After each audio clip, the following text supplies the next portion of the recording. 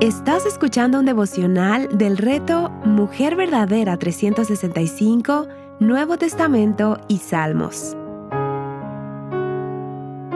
Día 176, Romanos capítulo 9, escrito por Yamel de Jaramillo, leído por Sara Gigax. Después de la gloriosa declaración de Romanos capítulo 8, Pablo nos lleva nuevamente a hablar de Israel en Romanos capítulo 9. Este es uno de los capítulos más fascinantes del Nuevo Testamento, pero también uno de los más complejos y a menudo malinterpretados. En este capítulo, Pablo aborda la incredulidad de Israel y la soberanía de Dios en la salvación, recordándonos de que Dios tiene misericordia de quien Él quiere tener misericordia. A primera vista, podría parecer que las promesas de Dios fallaron, porque Israel, su pueblo, en gran parte rechazó al Mesías. Pero Pablo es claro, el problema no es que Dios no cumplió, es que no todos los que pertenecen a Israel de manera física pertenecen realmente a Israel en el sentido espiritual. Esto es importante porque nos recuerda que Dios nunca falla en lo que promete. Sus planes no dependen de la respuesta humana para sostenerse, sino de su fidelidad. Él siempre ha tenido un pueblo, pero ese pueblo no se define solo por linaje, sino por promesa. Uno de los aspectos interesantes de este capítulo es el uso de preguntas retóricas por parte de Pablo. Él anticipa las posibles objeciones de sus lectores y responde con una frase categórica: de ninguna manera. Esta expresión, que aparece repetidamente en Romanos, unas 10 veces, es la negación más enfática en griego. Es como si Pablo estuviera diciendo no y 1000 veces no. Este lenguaje nos transmite la firmeza con la que Pablo defiende la soberanía de Dios y la seguridad de nuestra salvación en Él. Pablo no solo responde preguntas, confronta nuestra manera de pensar, porque naturalmente queremos entender a Dios bajo nuestros propios términos. Pero este capítulo nos recuerda que no somos nosotras quienes definimos la justicia, es Dios quien la establece. En cuanto a la incredulidad de Israel, Pablo expresa su profundo dolor. Él reconoce que, a pesar de los privilegios únicos que Israel recibió, la adopción, la gloria, los pactos, la ley, el culto, las promesas y los patriarcas, el pueblo rechazó a su Mesías. Sin embargo, Pablo también destaca que este rechazo no es una señal de que las promesas de Dios han fallado, más bien que Dios, en su soberanía, ha decidido injertar a los gentiles en el plan de salvación. Pablo introduce aquí una distinción que cambia completamente nuestra forma de entender la salvación. No todos los hijos según la carne son hijos de Dios, sino los hijos de la promesa. Esto significa que nacer en un contexto correcto, tener herencia de ir a la iglesia o incluso cercanía con las cosas de Dios no garantiza nada. Ser parte del pueblo de Dios no es automático, es algo que Dios produce. No estamos aquí por historia, cultura o mérito. Estamos aquí porque Dios cumplió su promesa. Injertados en el pueblo de Dios. Uno de los temas cruciales que Pablo aborda en este capítulo es cómo, en su soberanía, Dios ha decidido injertar a los gentiles en el pueblo de Dios. En Romanos capítulo 9, versículos 6 al 8, Pablo aclara que no todos los descendientes físicos de Israel son verdaderos hijos de la promesa. Dios, por su gracia soberana, ha extendido la salvación a los gentiles, quienes, aunque no eran parte del pueblo original de Dios, han sido incluidos por medio de Cristo. La inclusión de los gentiles no es algo que Dios decidió porque Israel falló. No es un plan alterno, es su cumplimiento.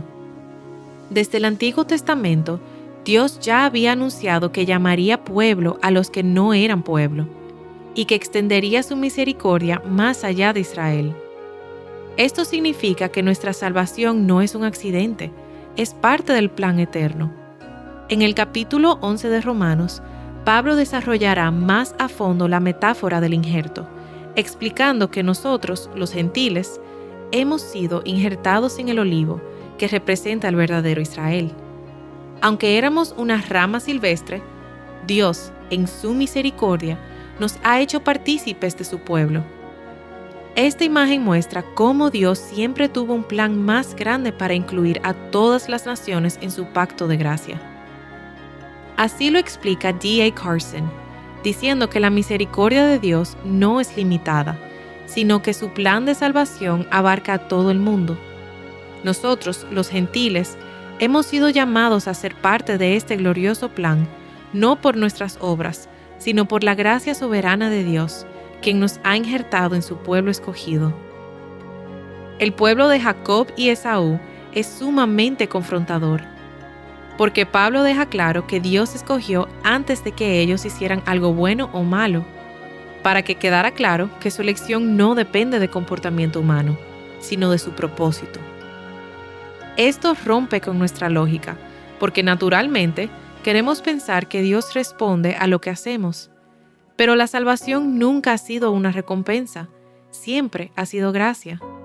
No es que Dios vio algo en nosotras, es que Dios decidió amar. La soberanía de Dios en la salvación. Pablo deja claro que Dios es soberano para mostrar su misericordia y gracia como Él quiera. Esto puede ser difícil de aceptar desde una perspectiva humana limitada, pero es crucial recordar que Dios es omnisciente y nadie puede cuestionar su justicia. Dios, siendo perfectamente justo y sabio, muestra su misericordia, no porque lo merezcamos, sino por su propio propósito eterno.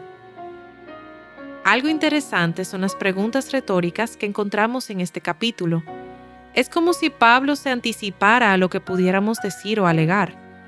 Me encanta que use la expresión "de ninguna manera", que en el original es la forma de negación más fuerte. Por cierto, utiliza esta expresión en unas 10 ocasiones en esta carta. Es como si dijéramos no y 1000 veces no. Ese es el nivel de seguridad y de certeza que el apóstol nos quiere transmitir en cuanto a que nuestra salvación descansa en la mano poderosa de Dios. El Dios verdadero a quien servimos no es como los demás dioses, no es un Dios que se inmuta ni que se va a sorprender. Es por eso que no depende de nosotros, sino de Él y de su sabiduría. Dios exhibe su misericordia como Él quiere y cuando Él quiere. Nosotros no somos quienes para cuestionar su obrar. Como ya vimos antes, todos fuimos destituidos de la gloria de Dios. Nos cuesta entender esto, porque lo vemos desde nuestra limitada visión, pero Dios es omnisciente y por lo tanto, nadie puede cuestionar su accionar. Pero Pablo no se queda ahí, él va aún más profundo. Y aquí es donde el texto se vuelve difícil para nosotras.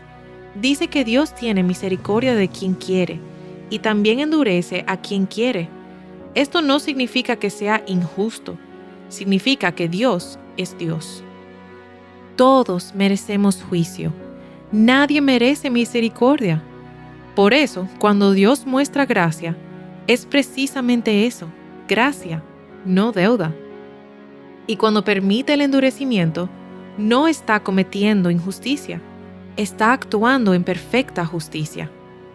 Muchos pueden preguntarse, ¿es justo que Dios elija a unos y no a otros?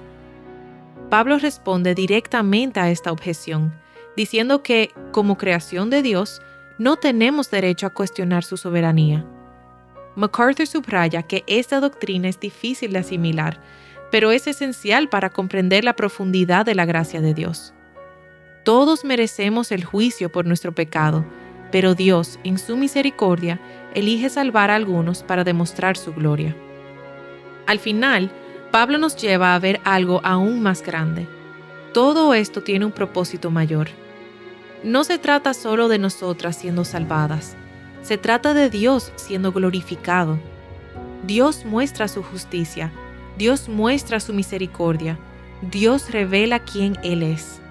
Y en medio de eso, nosotras somos alcanzadas por gracia. Oro que, así como estos capítulos fueron maravillosos para mí, lo sean para ti.